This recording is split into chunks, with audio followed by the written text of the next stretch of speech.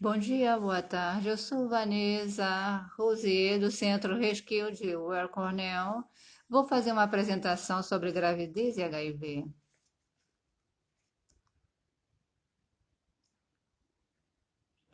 O que podemos dizer das mulheres que vivem com gravidez no mundo?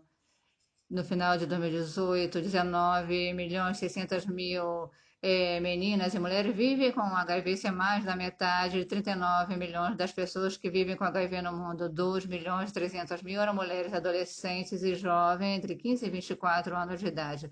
Quanto às novas infecções, 43% de 1 milhão de 700 mil infecções eram mulheres. Isso está super representada na África subsaariana, 56%, a maior parte corresponde a mulheres, adolescentes e jovens, e 35% no Caribe e 29% na América Latina. Novamente, nesse grupo sobre-representado de mulheres adolescentes e jovens. As novas infecções dessas mulheres jovens de 15 e 24 anos foi 44% mais alta do que os homens na mesma faixa etária.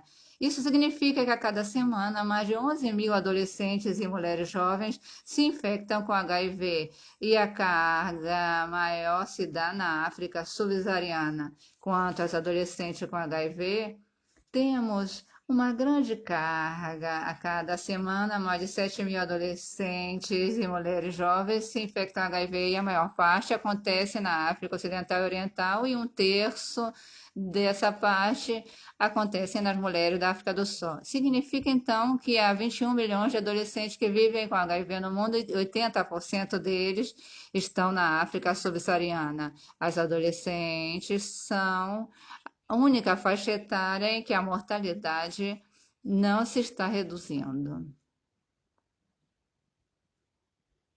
Também a gravidez em mulheres com HIV. Sabemos que há altas taxas de gravidez não planejadas. E, então, o resultado são abortos, 30% e 55% dependendo dos estudos analisados. Há muitas mulheres que têm dificuldade para ter acesso de serviços de saúde reprodutivo e sexual.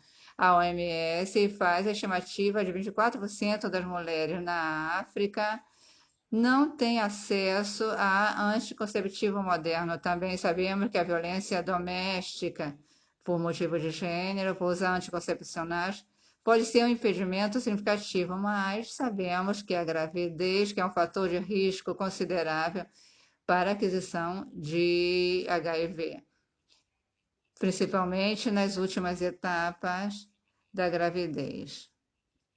Em 2015, mais de 71 mil adolescentes tiveram parto na África do Sul. Isso significa mais de uma gravidez adolescente a cada 7 minutos.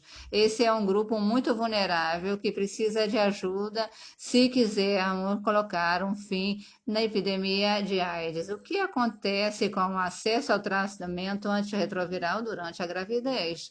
A cobertura mundial de tratamento antirretroviral aumentou significativamente, principalmente para as mulheres grávidas, porém a distribuição é muito desigual. Temos 72% de cobertura na América Latina e Caribe versus 38% no Sudeste Asiático. A África Ocidental e do Sul, que representam uma parte importante da epidemia de HIV, tem uma alta cobertura de prevenção da transmissão vertical. Porém, vemos que essa cobertura, que aumentou nos últimos 8 anos, tem uma distribuição muito desigual.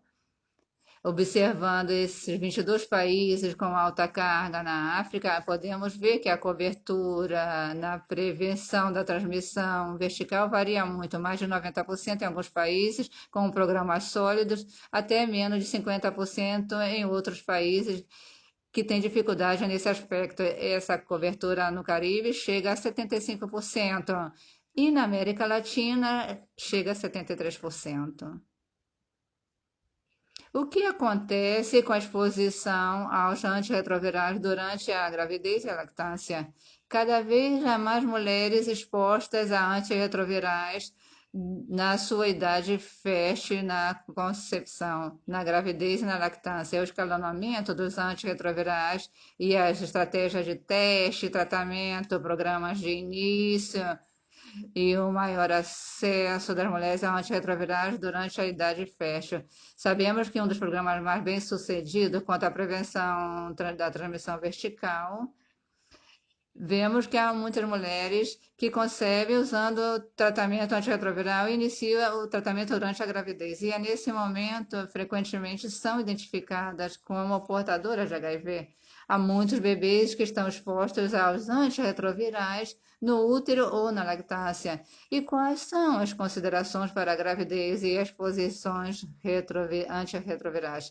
A exposição do feto e o desenvolvimento do bebê durante a lactância também tem um desenvolvimento, impacta no desenvolvimento fetal, na evolução dos bebês e também na saúde a longo prazo. O risco ao feto varia dependendo do momento da exposição. O maior acontece no primeiro trimestre da gravidez e se reduz quando se passa ao segundo e terceiro trimestre. A dose e a duração da exposição são importantes. O paciente podia cruzar ou atravessar a placenta, se expressar no leite materno, talvez. E qual seria o efeito sobre a placenta e o metabolismo fetal, que levariam metabólitos potencialmente tóxicos e exporiam o feto, a absorção intestinal do feto e a concentração da droga também tem um impacto.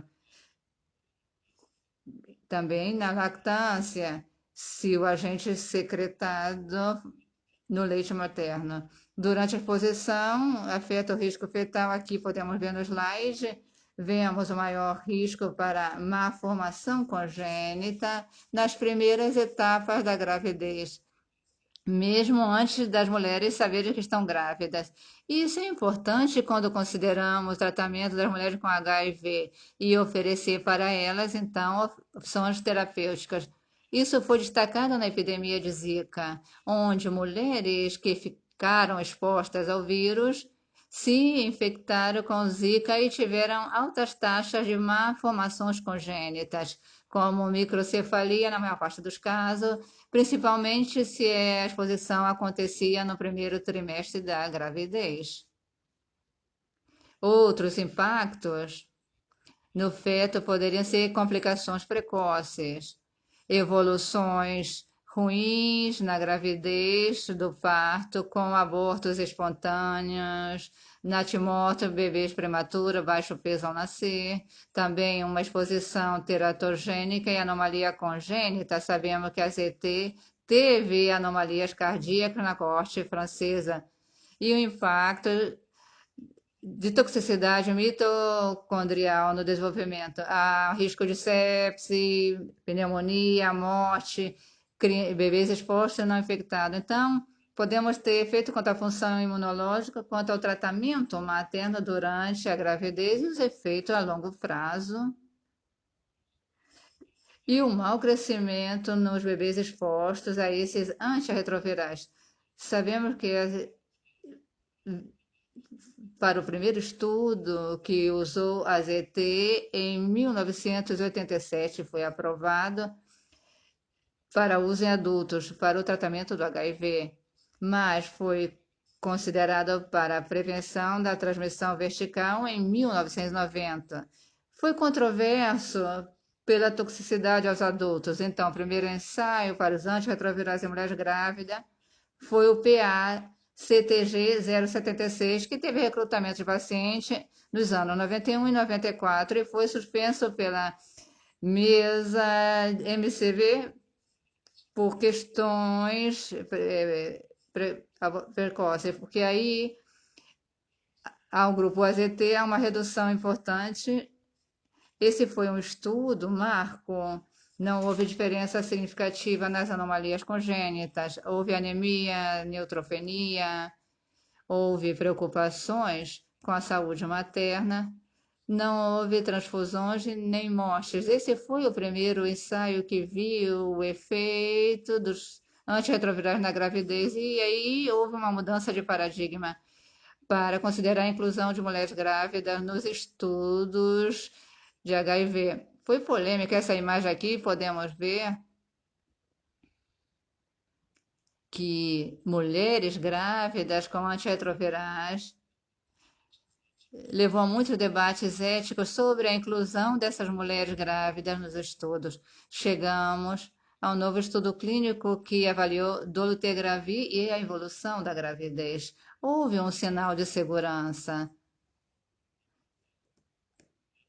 dado pelo estudo TCPAMO de maio de 2018. É um estudo de dados de vigilância de efeitos de nascimento realizado em Botswana, que analisava os defeitos de tubo neural ao nascimento das mulheres tratadas com antirretroviral na gravidez e um risco significativo maior de defeito do tubo neural das mulheres que tinham recebido dolutegravir antes de ficarem grávidas versus outros esquemas efavirenses.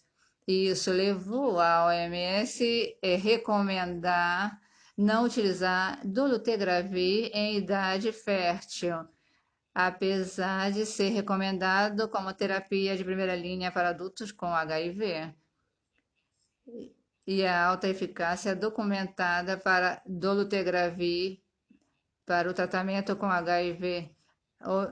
O maior estudo de TCPAM, mais mulheres avaliadas, aí o risco se reduzia de 0,9 a 0,3%, mas continua sendo 3 vezes mais alto que outros esquemas usados durante a gravidez.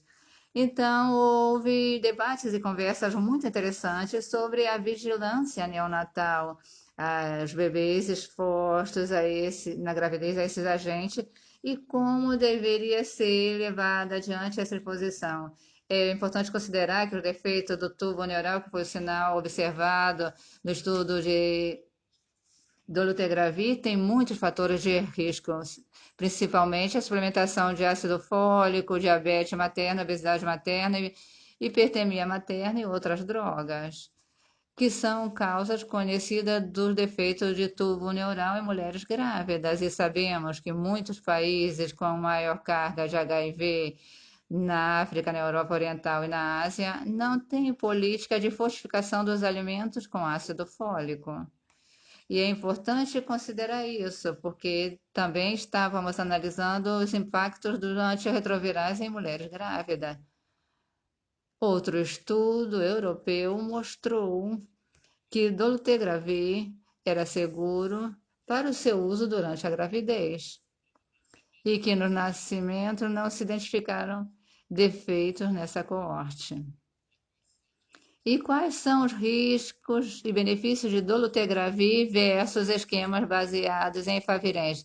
Há que considerar múltiplos fatores, não somente os fatores de risco de teratogenicidade. Houve estudos de modelização clínica que avaliaram a relação risco-benefício utilizando dolutegravir em mulheres de idade fértil e mostrou que dolutegravir era superior a efavirenz porque levava a uma melhor sobrevida materna, menos transmissão sexual aos parceiros, menos transmissão vertical e maior sobrevida dos bebês livres de HIV, apesar de ter acontecido um risco dos defeitos do tubo neural. Mas quando a gente vê os benefícios de dolutegravir versus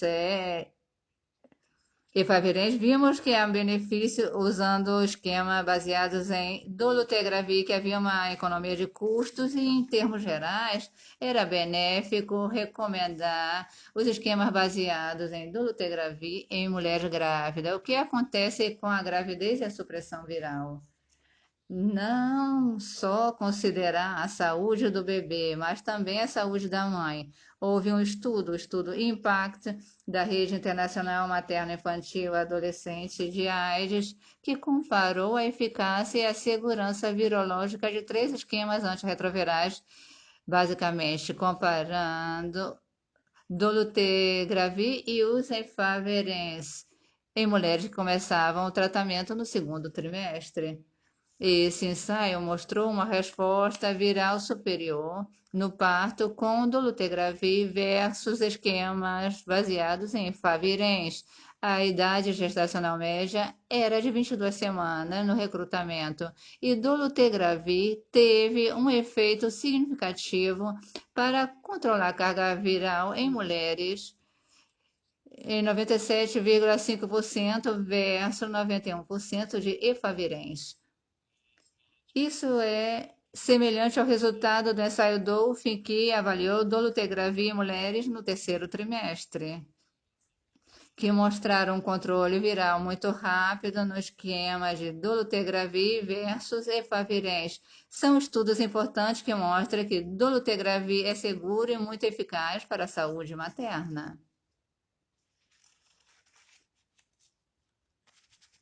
Houve um tratamento antirretroviral baseado em dolutegravir, principalmente com a adição de TAF, para controlar a carga viral em mulheres no parto. Houve menos problemas com a gravidez, com o dolutegravir e TAF versus com o tratamento efavirenz.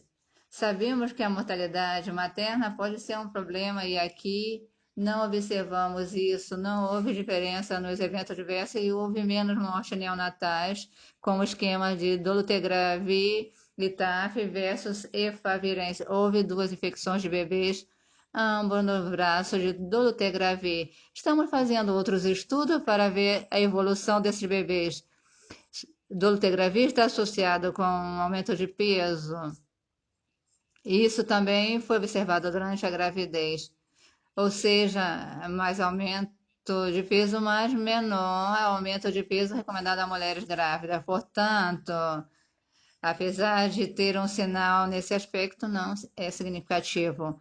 Esse estudo foi importante para mostrar a eficácia em esquema baseado em dolutegravir. O que acontece com a profilaxia e a pré-exposição em mulheres grávidas e adolescentes? Sabemos que HIV, o surgimento da gravidez, é um fator de risco para a aquisição de HIV. Então, é importante usar PrEP para evitar infecção durante a gravidez e a lactância. Portanto, a OMS tem recomendações claras de que a profilaxia, a pré-exposição, pode ser usada na gravidez e na lactância, e uma meta-análise mostra que isso é escalável e viável. Esse é um ensaio clínico que foi realizado no Quênia, que mostrou mais de 9.000 mulheres avaliadas, 2.000 receberam PrEP e houve benefícios importantes para elas. Esse estudo foi uma revisão sistemática do uso de PrEP na gravidez, mostrou que não havia evidência de dano a mulheres que recebiam PrEP durante a gravidez. E o uso de PrEP não levou a uma maior frequência de bebês prematuros, natimortos ou menos peso ao nascer.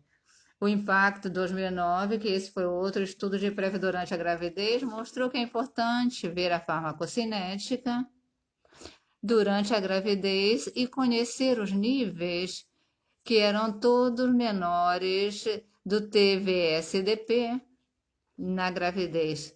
Isso é importante para aconselhar o cumprimento desses tratamentos durante a gravidez. Para concluir, a inclusão de mulheres grávidas em estudos clínicos é algo muito importante. As mulheres em idade fértil não deveriam ser excluídas desse estudo, deveriam permanecer no estudo se ficarem grávidas. E devemos informar a evolução dessa gravidez. E é importante, de forma prospectiva, incluir as mulheres grávidas e a lactância nos estudos. Devemos fazê-lo abordando as questões éticas e colaborar com as empresas farmacêuticas e a rede de pesquisa para que haja estudos oportunos. A avaliação de novas drogas em mulheres grávidas e em lactância muitas vezes acontece muito tarde. Temos que monitorar, documentar, informar, ter registro de gravidez com antirretrovirais, que a informação dos Estados Unidos, mas todos podem consultar e precisamos advogar pela inclusão das mulheres grávidas nesses estudos clínicos. Há muitas afirmações consensuadas que promovem a inclusão de mulheres grávidas nesses estudos. Agora quero parar por aqui e reconhecer a ajuda dos meus colegas Dr. Pepe e Deschamps, a unidade materno-infantil de Rescue, a Rede Impact e as minhas 2 mentoras, Helena Abram e a doutora Limofson, que me ajudaram com os slides. Muito obrigada.